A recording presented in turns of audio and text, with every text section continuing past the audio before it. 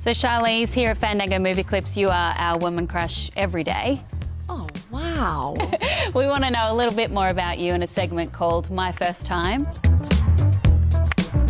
What was the first time you realised you could turn acting into a full-time career? I still don't know if that's actually the case. Like, I find myself having moments where I'm like, oh God, I hope this works out.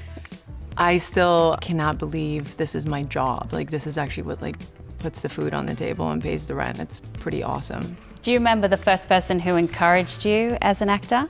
Well, my mom was silly. She had no idea what it entailed to make a movie or be an actor, but she knew they made them in this place called Hollywood, you know, and she's like, you're a storyteller. You like to tell stories. Go tell stories. They tell stories in movies. I don't know if I would have come to the conclusion by myself.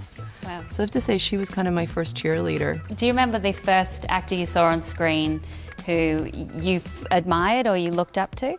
Yeah, I had let's be honest, have a real love affair with Tom Hanks. And I think it was also because I was coming into like my early teens and I thought he was really cute and I just loved the movies he made. Like, they were just such great films to watch. Then fast forward to after you win your Oscar, what was the first thing you did with your Oscar? I went home, actually. I went home to South Africa. I realized that on the stage when I was accepting the award that I was going to bring this thing home, you know, and there was something really emotional for me about that, and that there was a sense of pride and the fact that I could be standing up there representing South Africans as the badass people that they are, and yeah, so I took it home. Do you remember how you felt the first time you heard the phrase Oscar winner attached to your name? Yeah, it's a very, very bizarre thing. It's definitely something, I don't know if I'll ever get used to it. There's something to be really just grateful for because it happens to very few actors. And